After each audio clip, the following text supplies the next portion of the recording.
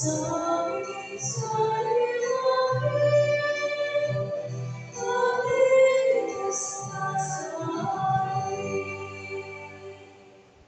kanang ng Espiritu Santo. Amen. Sumayin mo ang Panginoon. At sumayin.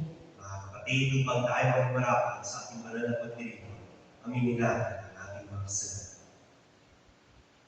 Inaalala Sa makapangyarihan Diyos at sa inyo mga kapatid, nalubaan ko ng kasalanan sa isip, sa salita at sa gawa at sa aking pagkukulang. Kaya isinasamo ko sa mga Nabiling Maria, sa lahat ng mga anghel at mga banal at sa inyo mga kapatid, ako'y manalangin sa Panginoong ating Diyos. kawan tayo ng mapangyarihan Diyos, patawarin tayo sa ating mga kasalanan at patubahin tayo sa buhay na walang hanggan.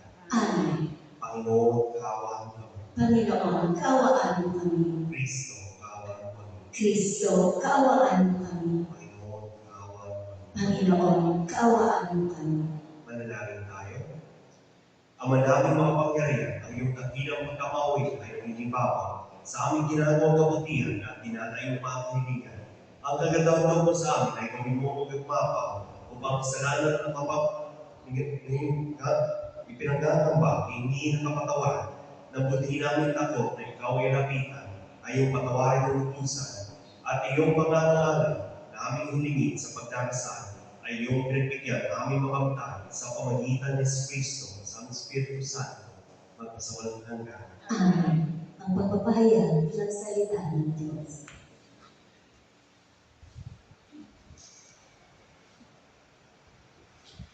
Pagbasa mula sa sulat ni Apostol San Pablo sa mga taga-Galacia. Mga kapatid, makalipas ang 14 na taon, muli akong pumunta sa Jerusalem na kasama sina Bernabé at Tito. Nagbalik ako sapagkat pinaalam sa akin ng Diyos na dapat akong pumaroon. Nakipagpulong ako sa mga nagsalinan sa mga pako namin sa simbahan at ipinaliwanag ko sa kanila ang mabuting balita ng kaligtasan na ipinapangaral ko sa mga Hindil. Ginawa ko ito sapagkat ayaw kong mawalan ng kabuluhan ang aming pagpapagal sa nakaraan at sa kasalukuyan. Sa halip, kinilala nilang ako'y hinirang ng Diyos upang mangaral ng mabuting balita sa kaligtasan sa mga Hindil, tulad din ng pagkalinang kay Pedro upang mangaral ng mabuting balita ng kaligtasan sa mga Hudyo. Ang Diyos na huminang kay Pedro bilang apostol sa mga Hudyo, ang siyang huminang sa akin bilang apostol sa mga Hindil. Nabatid ni na Santiago, Pedro at Juan, mga kilalang haligi ng simbahan, na ang Diyos ang siyang nagbigay sa akin ng tanging kaloob na ito. Kaya kami ni Bernabé tinanggap nila bilang mga kamanggagawa. Pinagkasunduan namin na kami sa mga Hindil at sa mga Hudyo naman sila. Ang hiling lamang nila ay huwag naming pababayaan ang mga mukha na talaga namang pinagsisikapan mong gawin. Nang si Pedro ay nasa Antioquia, hayagan kong sinabi sa kanyang mali ang kanyang ginagawa, sapagkat noong hindi pa dumarating ang ilang lalaking pinapaloob ni Santiago, siya'y sumasalo sa mga Hindil. Subalit nang dumating ang mga iyon, siya'y lumayo at hindi na nakisalo sa kanila dahil sa takot sa pangkat ng mga Hudyo. At bumaya rin sa kanya ang ibang mga kapatid doon ng mga Hudyo, pati na si Bernabé natangay sa kanilang pagpupulwari. Nang makita kong hindi sila namumuhay ayon sa tunay na diwa ng mabuting balita, sinabi ko kay Pedro sa harapan nilang lahat, kung ikaw na isang Hudyo ay namumuhay na parang Hindil at di bilang Hudyo, paano mo mapipilit ang mga Hindil na mamuhay na gaya ng mga Hudyo? Ang salita ng Diyos. Salamat sa Diyos. Humayag dalhin sa tanan, mabuting balitang aral. Humayag dalhin sa tanan, mabuting balitang aral. Purihin ang puon, dapat na purihin ng lahat ng bansa. Siya ay purihin ng lahat ng tao sa balat ng lupa. Humayod dalhin sa tanan, mabuting balitang aral. Pagkat ang pag-ibig na ukol sa ating dakila ng oras, at ang katapangan niya'y walang wakas. Humayod dalhin sa tanan, mabuting balitang aral. Bigyan galang po natin ang mabuting balita.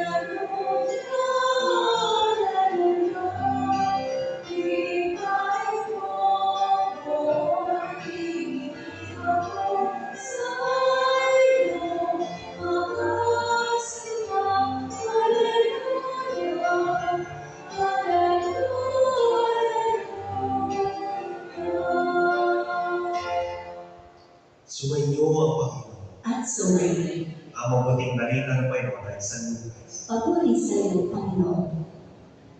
Minsan nangyari si Jesus. Pagkatapos yan, sinabing isa sa kinamanagan, Panginoon, turuan mo ninyo kaming manalangin, katulad at ginawa ni Juan sa kanyang mga anak. Sinabi Jesus, kung kayo'y manalangin, ganito ang sabihin ninyo, Ama, sa aking nawa ang pangalan mo. Magsimula ng sana ang iyong paghari. Bigyan mo kami ng aming pagkain sa araw-araw at patawarin mo kami sa aming mga kasalanan. Sapat pinatatawad namin ang bawat isa na kasala sa atin at huwag mo kaming iharap sa ibang higpit na pagsuko. Ang mabuting balita ng Panginoon. Pinupuri ka namin, Panginoon Yesu Kristo. Manawag po sa ating lahat. Magandang umaga po, Father. Kung kung napansin natin ating mabuting balita tungkol sa panalangin at ipanalangin natin ng Ama namin. Kasi kung naalala natin kung yung mabuting balita kahapon, tungkol ito kay Marta pati kay Maria. Si Marta, busy-busy na pagsisilbihan si Jesus habang si Maria, busy na buo, nakapagkwentuhan, nakipagtalakayan kay Jesus. Sapat yan rin ang sinasabi sa atin ng Diyos sa oras na ito. Magkaroon tayo ng oras para sa bawat bagay na dapat natin gawin. Sa ating mabuting balita ngayon, magkaroon tayo ng oras para sa panalangin, magdasal. Sapat sabi sa atin ng Diyos, ang sikreto sa masayang buhay, may oras tayo sa ating sarili, sa ating kapwa, at para sa Panginoon. Kapag meron kang napapabayaan sa isa niyan, ibig sabihin na niya, may problema ka sa iyong buhay. O dasal siya sabi sa ating Diyos, may oras tayo para sa ating sarili, magpahinga, magdilay sa ating sarili, tignan kung anong direksyon ng ating buhay. May oras tayo sa ating kapwa para kamustahin sila, tignan kung kamusta na ba sila sa ating buhay, may problema ba sila, kailangan ba nila ng mag-usap, kailangan ba nila ng makikinig sa kanila. At may oras rin tayo para sa Panginoon sa pamagitan ng panalangin. Kaya yan ang paalala sa ating Diyos. Magkaroon tayo ng oras para sa bawat isa na importante sa ating buhay. Kasi kapag sinasabi mo, busy ka sa isang bagay, minsan tignan natin. Mamaya, kapag natin binibigyan ng oras, kunyari natin sarili, at napapabayaan natin ating kapwa, at ang panalangin ang pagbibigay ng oras para sa Diyos sa pamagitan ng panalangin. Kaya nawa sa pagpapatuloy ng ating pagdiriwang ng ating misa, lingnan sa Diyos, turuan niya tayo magbigay ng oras para sa mga tao na dapat natin kausapin. Amen. Magsitayo na po tayo na. Manalangin tayo sama sa natin na mayroong ganap na pananalig sa Kanya at itutuloy. Ama, bigyan mo kami ng makain sa araw-araw. Ama, bigyan mo kami ng makakain sa araw-araw. ang simbahan sa buong daigdig. Naway magpahayag ng malalim na pananalig sa pagdating ng kaharian ng pag-ibig, katarungan at kapayapaan ng Ama. Manalangin tayo sa Panginoon. Ama, bigyan mo kami ng makakain sa araw-araw. Sa gitna ng mga pagsubok sa buhay, naway patuloy tayong nagdarasal at hindi magpadali sa anumang puso. Manalangin tayo sa Panginoon. Ama, bigyan mo kami ng makakain sa araw-araw. Tayo naway magkaroon ng sapat na makakain sa araw-araw na pangangailangan at magkaroon ng dakilang puso upang patawarin ang ating mga kaaway. Manalangin tayo sa Panginoon. Ama, bigyan mo kami ng makakain sa araw-araw. Ang mga may sakit at ang mga nakararanas ng paghihirap sa buhay, naway matulungan ang kanilang kapwa sa pagpapasan ng kanilang krus. Manalangin tayo sa Panginoon. Ama, bigyan mo kami ng makakain sa araw-araw. Ang mga yumao, naway nakita ang Panginoon ng harapan sa kanyang walang hanggang tahanan sa paraiso. Manalangin tayo sa Panginoon. Ama, bigyan mo kami ng makakain sa araw-araw. Ama namin nasa langit, pinasalamatan ko namin sa iyong pakikinig sa aming mga panalangin. Tulungan ninyo kami manali-panali sa iyong pagmamahal at tanggapin ang iyong kalooban sa aming buhay. Hingin namin ito sa Panginoon Kristo, aming Panginoon. Amen.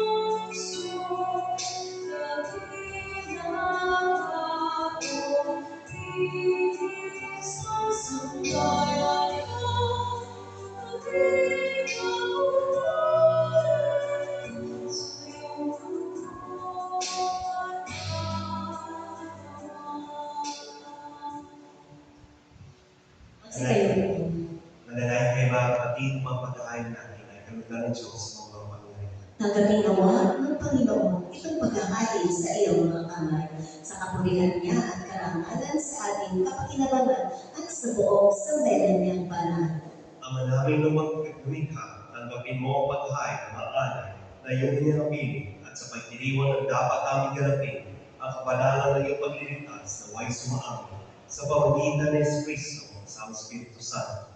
Magpasawalang hanggang. Amen. Sumainyo ang Panginoon. At sumayin. Itaas sa Diyos ang iyong puso't diwa. Tinaasan namin sa Panginoon. Pasalamatan natin ang Panginoong ating Diyos. Marapat na siya ay pasalamatan. Ang manaming makapangyarihan, tunay na marapat na ikaw ang pasalamatan.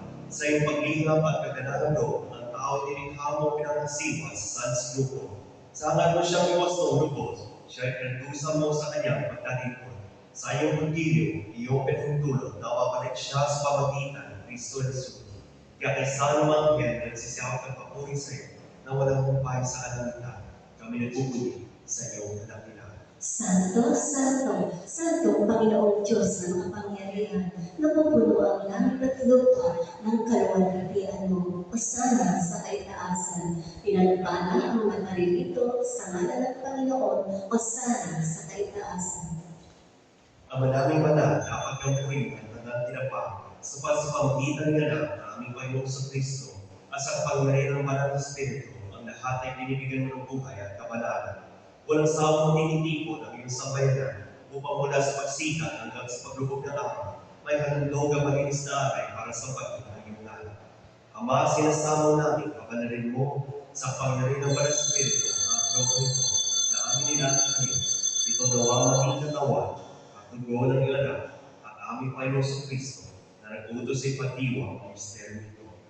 Noong gabi, pinaghalo siya, tinawag niya ang tinapay, pinasalamatan kanya, pinaghati-hati niya yun, iniabot sa kanyang malagan at sinabi, tanggapin ninyo lahat ito at kanin.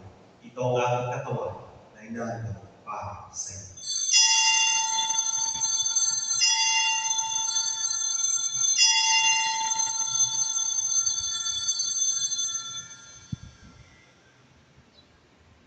Ngayon din naman, matapos ang hapunan, hinawakan niyang kalis, muli kanyang pinasalamatan.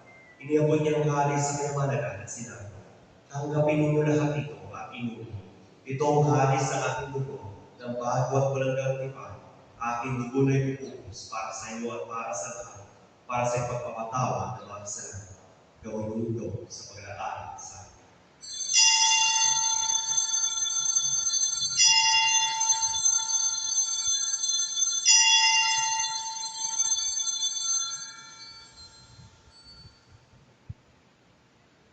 Magsitayo po tayo. Ipagpuni natin ang misteryo ng pananampalataya. Si Kristo ay namatay, si Kristo ay nabuhay, si Kristo ay babalik sa wakas ng panahon. Ama, hinugunin na namin ang pagkamatay ng iyong anak na sa amin ang ligtas, kundi lang niya muling pagkabuhay ang pagpapagakyat sa kalangutan. Samantalang kanyang pagpapalit ay pinananabikan, kaya bilang masalamat ngayon amin na atay sa iyo ang buhay at panat ng pagkain nito. Tumayan mo ang handog na ito ng iyong simbahan, mas lalo yung anak na nag-aalay ng kanyang buhay upang kami ay pagkasundo sa iyo. Gawin mo kami magsalo-salo sa kanyang katawan ng totoo ay magpuspos ng Espiritu Santo at ang isang katawan at isang diwa kay Kristo. Kami nawa ay gawin niyang handog na habang panahon ang talaga sa iyo. Tulungan nawa niya kami ang iyong pamalan kaysa ng ina ng Diyos sa mga anak ng Maria, kaysa ng mga apostol, mga martir, at kaysa ng lahat ng banal na amin nasabi ang hindi ka nakikiusap para sa amin ang kanan. Ama, ang paghahandog na ito, ang aming magpagkasundo sa iyo ay magbuwanawa ng kayapan at kaligtasan para sa buong daigdig. Patatagin mo sa pananampalatayang pag-ibig ay si Panginoon na nalambay sa lupa, kasama din po na si Papa Francisco, aming obispo Pablo Benedicto, ng tanang obispo at buong kaparayan at ang iyong piniling sa bayanan. Tingin mo mga kailangan ng iyong ka na ngayon tinipon mo sa iyong kapan. Ang mga mawain kupit mo at pagisay na lahat ng mga anak sa wagpanig at sulok ng daigdig. Kawan mo patuloy sa iyong kaharian ang mga kapatid namin umaw at ang lahat ng bisina sa mundong ito na nagtataglay ng pag-ibig sa iyo. Kami ay umaasa mga karating sa iyong piling at sama-sama tatamasa na iyong malinihaw ng mahal sa pag-atma silayan ng iyong kagandahan sa pamagitan ng aming Panginoon sa Kristo na siyang pinagdaraanan ng bawat loob sa aming kabutihan. Sa pamamagitan ni Kristo, sa kanya at sa kanya, ang lahat ng parang papuri sa iyo, Diyos sa mga pagpangyarihan, kasama sa Espiritu Santo, magpasawalang hanggan. Amen. Sa tagubilin na nakakagaling, ito sa turo ng Jesus, sa Panginoon natin na Diyos, ipahin natin ang kaso.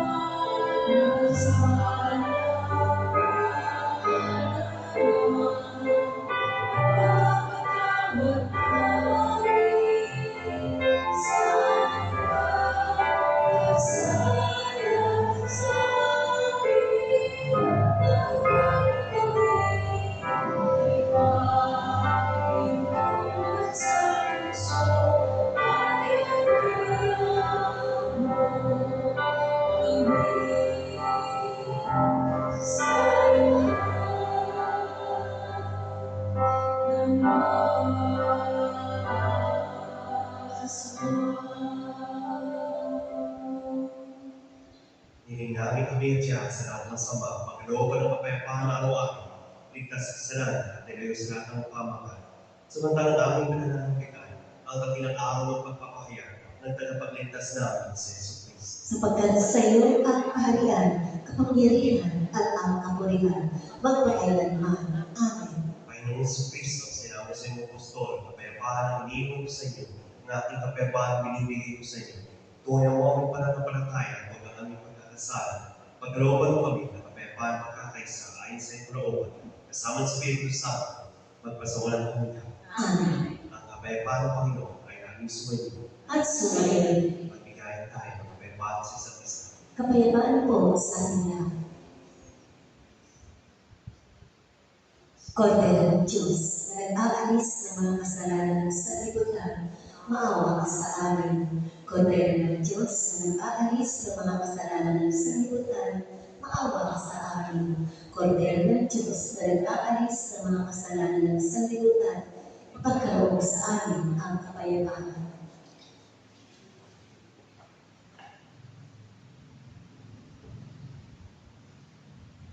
Ito ang Kordero ng Diyos. Ito nag-aalis sa mga kasalanan sa libutan. Mapalad ang nangyari sa kanyang piling. Panginoon, hindi ako karapat-dapat magpatuloy sa iyo. Ngunit sa isang salita mo lamang ay gagawin na ako.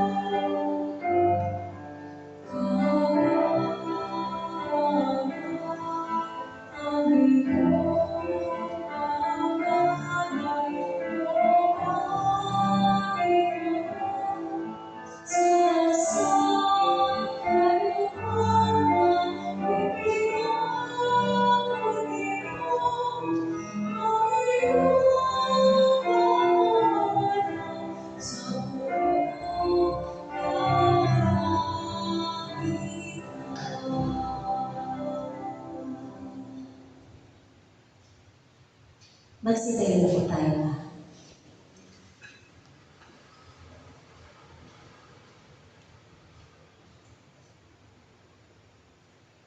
Manalangin tayo. Ama namin mapagmahal, pagloob mo sa pagsalo namin sa pagkain ay humingpanan ay maging katawan Kristo na maging na aming mapakinabahan sa pamagitan niya kasama sa Espiritu Santo magpasawalang hanggan. Amen. Sumayin mo ang Panginoon At sumayin rin. at papalain tayo lahat ng mapangyarihan ng Diyos, ng Ama, ng Anak, ng Espiritu Santo. Amen. Tapos ang ating misa, kumain tayo sa pag-ibig ni Kristo. Salamat sa Diyos.